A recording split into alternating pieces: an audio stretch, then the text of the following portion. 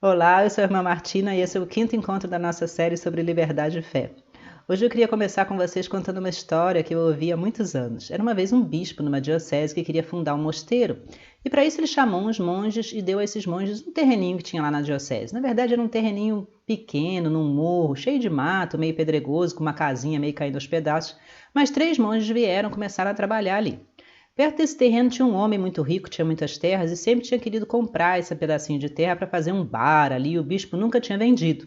Então o homem, vendo os monges ali trabalhando, resolve desencorajar os monges e vem por ali e começa a falar: Ih, vocês não vão conseguir fazer nada nesse terreno, cheio de pedra, cheio de mato, isso aí não vai dar nada, não adianta trabalhar. E os monges respondem: Não, só dá pra gente um ano, com paciência tudo se consegue, Deus vai abençoar. Depois de um ano dito e feito, eles tinham feito uma horta bonita no morro, o pessoal da redondeza se beneficiava, tinham consertado a casinha, feito até uma capelinha e o vizinho morrendo de inveja. Passou por ali de novo e falou: quando Deus ajuda, realmente milagre acontece, Deus tem preferência, tá vendo? Puxa vida, como é que Deus abençoou vocês, hein? E os monges respondem: É verdade, sem a bênção de Deus a gente não consegue nada, mas quando Deus trabalhava aqui sozinho, era um matagal danado, Deus precisou do nosso esforço também. 2 anos depois, deu uma chuvarada na região, uma época muito ruim, a hortinha dos monges ficou estragada, tadinho dos monges, viviam numa penúria danada. E o vizinho achou então que era a oportunidade dele. Passou por ali e falou: Olha, vou oferecer a vocês o negócio, vou comprar esse terreno de vocês pelo preço que eu compraria se a horta tivesse ainda boa. Vocês nunca viram um preço assim, é a chance de vocês agora de me venderem um terreno e conseguirem um dinheirinho lá para o mosteiro de vocês. E os monges responderam: Não, não, a gente continua aqui na mesma forma. Tem ano bom, tem ano ruim, Deus manda pra gente as coisas boas, a gente tem que aceitar as coisas ruins também, deixa a gente aqui quietinho. 10 anos depois, aquilo era um mosteiro bonito, cheio de monges, e a horta tinha crescido, ajudou muito o pessoal ali da região, e o homem, naturalmente, morrendo de inveja, não podia fazer mais nada, ficava só ali por perto criticando, e inventava coisa, fazia crítica aos monges, a coisa era realmente ruim. Até que um pessoal que trabalhava lá no mosteiro resolveu falar com o superior: Não, não é possível, você não pode deixar esse homem ficar criticando assim, que coisa ruim, morre de inveja lá. Se eu tenho que falar alguma coisa, responder alguma coisa, o superior olhou e falou: Melhor resposta para essas coisas é o silêncio. Deixa ele quieto, a gente não precisa fazer nada. Essa história justamente se refere ao nosso tema de hoje, que é essa força de caráter, por assim dizer, e essa confiança em Deus que são muito típicas da vida monástica, mas que, no entanto, a gente pode e deve viver no mundo também. Vamos olhar um pouco essas atitudes do monge. A primeira atitude deles é justamente a paciência. Paciência é uma palavra que vem de pácio, paixão, a gente diz em português, e que tem a ver com sofrimento. Paciência quer dizer, talvez, saber sofrer, saber como lidar com o sofrimento.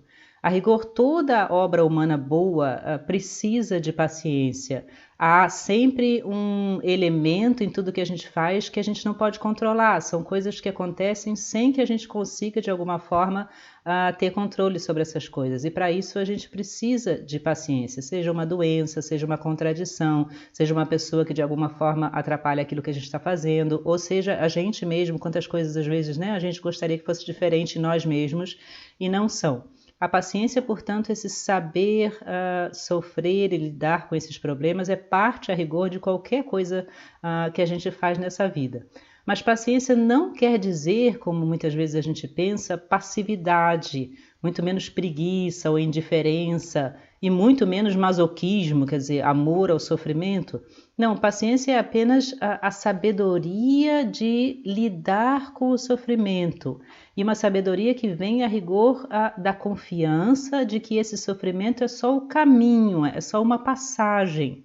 A paciência tem sempre um objetivo. Não faz sentido pacientemente esperar por um ônibus, por exemplo, numa linha na qual o ônibus não passa. Só faz sentido quando a gente sabe que o ônibus vai passar, mesmo atrasado. A paciência ela tem sempre a visão de um futuro melhor, ela é sempre apenas um caminho. E por isso, justamente, ela se mantém. A paciência, por outro lado, não é teimosia. Muitas vezes a gente confunde isso, né? Ela tem que ser algo inteligente. Ela tem que saber justamente quando agir e quando esperar. O que eu agora devo fazer? Falar ou me calar? Tomar a iniciativa ou esperar? Me desesperar ou justamente aguentar esse sofrimento por um tempo? Ela tem sempre esse aspecto, de novo, do bom critério, da boa medida, de discernir o que é o melhor nesse momento para que eu possa alcançar aquele objetivo que é o objetivo bom. A paciência cristã, entendida pelo cristianismo, ela é, na verdade, um dos mais altos sinais de liberdade. A gente, às vezes, acha que a pessoa paciente é uma pessoa oprimida, mas a paciência entendida corretamente, entendida para a gente junto com a teologia cristã, ela justamente quer dizer a capacidade de se autocontrolar, de ter essa sabedoria justamente de saber quando, desculpa a redundância, quando eu vou agir e quando eu não vou agir.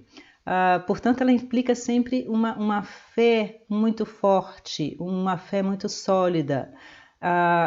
Os grandes santos que às vezes tiveram uma paciência tremenda com situações difíceis na sua vida, ou a gente conhece pessoas que têm paciência com o seu sofrimento, com a sua doença, com situações que são realmente muito difíceis. Hoje no mundo, quantas pessoas são perseguidas, quantas pessoas sofrem em guerras, quantas pessoas são refugiados e sofrem tremendamente. E a gente encontra no meio dessas pessoas justamente que têm uma paciência enorme, e elas dão para a gente sempre transmitem sempre essa liberdade a rigor. Elas não deixam que a situação esteja sobre elas, determine a sua vida ou a sua reação, mas elas se mantêm de novo naquela ponte, naquela posição superior à situação. Por quê? Quantas vezes eu encontrei na vida pessoas a quem eu perguntei: nossa, como é que a senhora consegue aguentar essa situação, ou senhor? E eles me dizem: filha, porque Deus existe, Ele vê tudo, Ele sabe tudo. E no fim está a felicidade, o bem, mesmo que não seja nessa vida, pode ser que seja só na vida eterna. Mas a gente sabe que o fim das coisas é, a rigor, o amor, a felicidade e a paz. E por isso a gente aguenta essas coisas. Esse é o sentido da paciência cristã, é, a rigor, algo ativo e não passivo, no sentido de que a gente está quieto, não faz naquele momento talvez nada, mas dentro da gente, no nosso coração, na nossa alma, há justamente uma esperança e uma confiança ativas de que Deus tem a última palavra. A segunda atitude dos monges é justamente a atitude do trabalho. Eles dizem, quando Deus estava aqui sozinho era um matagal, mas a gente teve que dar o nosso esforço junto com Deus, junto com a graça de Deus. E o trabalho, o esforço, a dedicação, é claro, outro componente imprescindível da vida monástica, da vida do mosteiro e também da vida cristã em geral. O lema de São Bento é ora et labora, reza e trabalha. Aqui na Terra, muitas vezes, claro, por causa do nosso pecado, o trabalho se torna uma coisa pesada, uma coisa, às vezes, escravizante. Infelizmente, nós todos, ou pelo menos a grande maioria de nós, precisa trabalhar. E isso já dá ao trabalho, de certa forma, uma nota de obrigatoriedade. E quantas vezes o nosso trabalho é algo que talvez mais oprima do que justamente liberte. Mas mesmo assim, qualquer que ele seja, o trabalho, quando é levado conscientemente por nós, com amor e com dedicação, ele tem sempre esse aspecto redentor. A teologia cristã, o Papa João Paulo II, na sua grande encíclica sobre o trabalho, insiste sempre nisso. O trabalho, ele é parte da redenção de Cristo, que a gente pode compartilhar com o Nosso Senhor. Porque pelo trabalho a gente consegue sempre construir alguma coisa, melhorar, ajudar aos outros. Ou se isso não é possível, se a gente vive numa ditadura e o trabalho para a gente é realmente uma coisa até em si ruim, que a gente só faz porque é obrigado a fazer, há aqui também um espírito de sacrifício. Espiritualmente a gente pode oferecer aquele nosso sacrifício justamente para o bem da nossa própria alma e para o bem dos outros. O trabalho tem esse aspecto profundamente redentor, mas a rigor a gente tem sempre também que lembrar que o trabalho tem sempre uma dimensão moral. Por mais que eu não possa escolher que tipo de trabalho eu faço, porque a vida às vezes não me permite essa escolha, eu tenho que estar sempre por cima do trabalho. O trabalho tem esse aspecto de soberania, Jesus diz no Evangelho. O homem não foi feito para o sábado, mas o sábado para o homem. A gente tem que estar, de alguma forma, no controle moral daquilo que a gente está fazendo. Essa é a história que a gente lê, né, tantas vezes, as histórias de pessoas que viveram em épocas de ditadura e mesmo com perigo de morte ou de tortura ou o que seja, se recusaram a fazer certas coisas porque essas coisas eram moralmente erradas. Então, mesmo na nossa vida do dia a dia, a gente tem que estar sempre por cima do trabalho, nunca deixar ele determinar a minha vida, nem muito menos o dinheiro que ele me dá, o conforto que ele me dá. Ter sempre essa conotação de uma escolha. Eu posso sempre dizer que não quando eu vejo que isso é realmente algo errado, mesmo que isso acarrete para mim circunstâncias difíceis, e eu creio, então, se eu tenho fé, que Deus de alguma forma vai me abençoar e vai achar para mim um outro caminho. O cristianismo, nesse sentido, tem esse aspecto quase revolucionário. Nós cristãos acreditamos que através do nosso esforço, através do nosso trabalho, através da nossa dedicação, a gente pode mudar a nossa vida, mudar o mundo, melhorar a sociedade, por exemplo. Outras religiões, principalmente as religiões asiáticas, elas têm muito mais uma conotação de passividade. A gente, a rigor, não pode fazer muito. O islamismo também tem muito mais uma conotação de se submeter constantemente aquilo que a gente, a rigor, né, vê ao redor de nós. Nós cristãos precisamos enfatizar sempre isso, de que Deus espera de nós, pelo nosso trabalho, pelo nosso esforço, que a gente mude aquilo que a gente vê de errado e de ruim na nossa situação. Até que ponto isso é possível? Depende das nossas circunstâncias, mas essa obrigação moral de tentar mudar, de ter iniciativa, de pensar, de discernir, de usar a nossa inteligência, a nossa capacidade, são para nós cristãos algo essencial da nossa vida. Por outro lado, o trabalho concretiza também a nossa própria personalidade. Quando a gente pode realmente escolher o nosso trabalho, quando a gente pode agir de acordo com os talentos que a gente tem. Sem trabalho, a preguiça, a passividade faz a gente menos humano, por assim dizer. O trabalho me faz mais pessoa, mais livre. A gente repara isso, né, nos grandes profissionais, nos artistas, por exemplo, ou nas pessoas que realmente sabem fazer bem, nos grandes técnicos, aquilo que eles estão fazendo, como eles têm satisfação naquilo que eles fazem.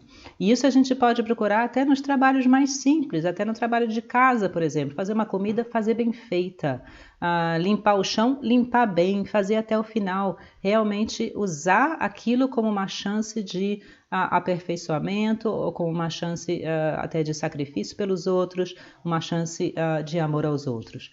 Como é que a gente encara, então, essa necessidade do trabalho na nossa vida, do esforço? Primeiro, talvez com paz. O trabalho faz parte da vida. A rigor, a pessoa que não precisa trabalhar porque é rica e por isso às vezes vive uma vida inteira sem produzir nada no sentido de esforço, é um coitado.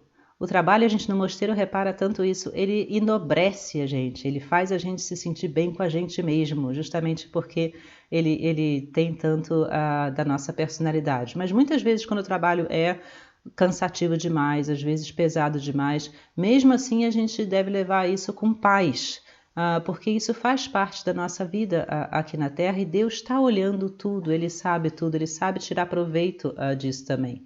Obviamente com responsabilidade, o trabalho tem sempre uma dimensão social, mesmo no mosteiro, mesmo numa clausura para a gente, tudo que eu faço tem consequências para os outros. Se eu faço bem, isso ajuda os outros. Se eu faço mal, os outros vão ter que fazer depois. Isso vai dar trabalho aos outros, vai dar problema.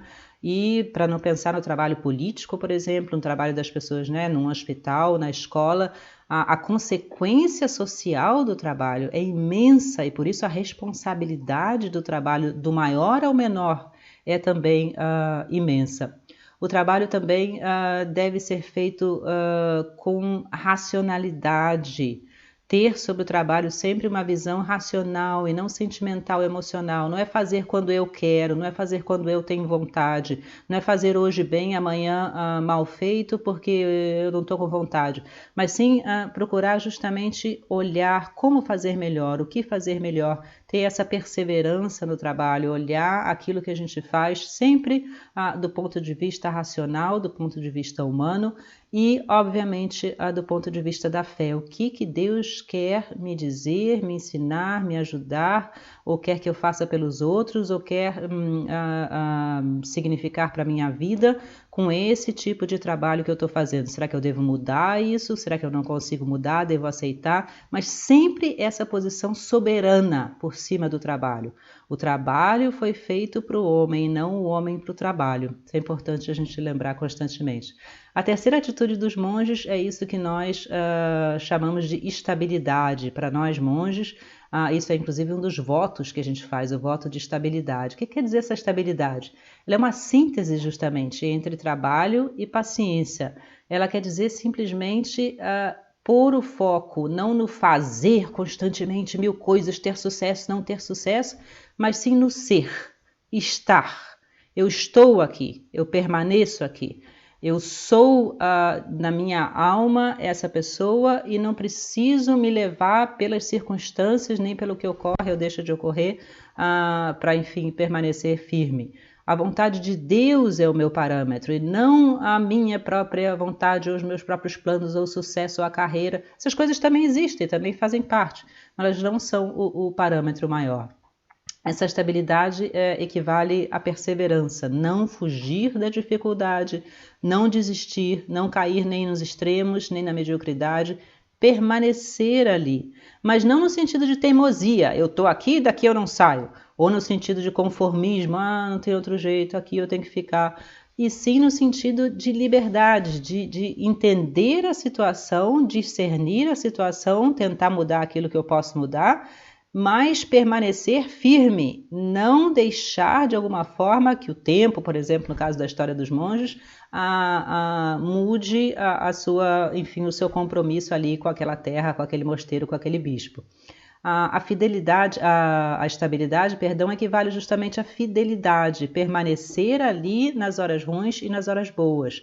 Assumir um compromisso com aquilo que eu livremente, inteligentemente aceitei fazer na minha vida ou com aquilo que eu não posso evitar, mas que eu vejo que é necessário de alguma forma aceitar. Isso tem a ver, obviamente, com o sacramento do matrimônio, é isso que os noivos prometem, estar com você, amar você todos os dias da minha vida, no sofrimento, na alegria, na doença, na saúde, essa estabilidade. Isso é característica também, obviamente, do mártir, não só do mártir que morre, né, de uma morte violenta, mas desse martírio branco, a gente diz. Saber sofrer, justamente, tem muito a ver com a paciência. Doar a minha vida. Olha uma mãe de família, que estável ela tem que ser, né? Sempre ali para os filhos, esteja ela doente, não doente. Claro que tem dias melhores, tem dias piores, tem dias que a mãe diz, olha, agora eu preciso descansar, isso tudo é normal, mas não fugir dali, não sumir, não desaparecer, não abandonar, não deixar de lado as suas responsabilidades, senão permanecer firme, doar a sua vida de alguma forma por aquele compromisso que foi assumido livremente, seja a vida de casado, a vida no mosteiro, seja, enfim, né, o trabalho que a gente faz social ou o que seja na nossa vida. Assumir realmente esse compromisso. De onde é que a gente tira essa força que hoje em dia é uma coisa que falta tanto para nós na sociedade, essa estabilidade? Certamente isso vem de uma segurança que não me é dada pelo mundo, ou pelas circunstâncias, ou pela minha própria opinião, ou pelo meu humor de hoje em dia, porque essas coisas justamente são o que me levam a ser inestável. Essa segurança vem justamente de enxergar, reconhecer que existe algo maior do que nós. Para nós que temos fé, vem de reconhecer que existe Deus, que Deus vê tudo, que Deus sabe tudo e principalmente que Deus tem a última palavra. Parece que tudo está uma confusão, uma injustiça, Deus está vendo, Ele vai dar um dia a última palavra, Ele vai um dia julgar com precisão o que está acontecendo, o que não está acontecendo, as coisas boas e as coisas más. Essa segurança me faz ir adiante mesmo em momentos de muita dificuldade, às vezes até de muita perplexidade. Eu tenho essa confiança firme que existe um sentido para as coisas, e quando eu me esforço realmente por fazer o melhor que eu posso, eu tenho a confiança de que isso vai algum dia encontrar a sua recompensa, encontrar a paz e a alegria que eu anseio. Essa pessoa estável, a estabilidade, faz a pessoa confiável. Isso que a gente diz, a pessoa é confiável. A gente sabe que ela não depende do tempo, do humor, do que aconteceu ou não. Ela está ali, a gente pode confiar nessa pessoa. Uma grande amiga minha fala de pessoas coluna, elas são coluna, a gente pode se apoiar nelas. Não quer dizer que elas não tenham defeitos e que elas não tenham também dias melhores e dias piores, mas como as suas ações não são regidas pela sua opinião ou por circunstâncias, e sim por aquilo que elas acreditam ser o certo, a gente sabe que a gente pode realmente se apoiar nessas pessoas. Essa estabilidade é algo imprescindível, inclusive, para a amizade, para o casamento, para a vida de família, para o trabalho, para a vida em geral. A quarta atitude dos monges é o silêncio. Claro que aqui não é um silêncio cúmplice, um silêncio culpado, que às vezes o silêncio também, né, a gente precisa falar e não deve silenciar, mas sim, nesse caso, um silêncio que justamente indica não querer controlar, não querer julgar, confiar que Deus vai julgar e dar um jeito naquilo que a gente não pode fazer. Os monges fizeram a sua parte, e se o outro quer criticar, isso acontece tantas vezes na nossa vida, né? Deixa eles criticarem. Claro que se for uma coisa direta, que eu preciso dar um testemunho, eu preciso falar, mas se não, confiar de novo que Deus está olhando e Ele vai trazer a solução, e Ele vai trazer de novo o bem na hora certa, na hora correta. Esse silêncio quer dizer justamente ter fé, ter confiança. Eu não preciso julgar e controlar, Deus faz isso. Por fim, a gente pode de novo olhar para São José e para Nossa Senhora como exemplos grandes dessa paciência, desse esforço, dessa iniciativa e também dessa profunda estabilidade e também desse silêncio. São eles, obviamente, grandes modelos dessas virtudes. Sobre Nossa Senhora a gente canta, né, o hino tão famoso, chama-se Stabat Mater, a mãe que estava ali junto da cruz, não corre, não foge. Momento difícil, dolorosíssimo para ela, mas ela fica, a gente pode confiar nela, e certamente Nossa Senhora foi também para os primeiros cristãos, para os apóstolos, essa coluna firme, silenciosa, discreta, mas firme no caminho para Deus. Eu queria terminar com uma oração que a gente tinha na minha casa, uma plaquinha, e tinha essa oração, e me parece tão bonita e tão própria justamente para esse tema. A oração dizia: Senhor, me dá força para mudar aquilo que eu tenho que mudar. Me dá paciência para aceitar aquilo que eu não posso mudar. E me dá sabedoria para distinguir a diferença entre um e outro.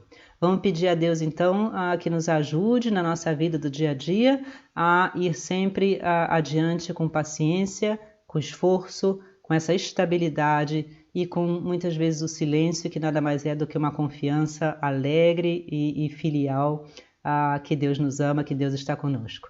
Um abraço a todos, Deus nos abençoe e até o nosso próximo encontro.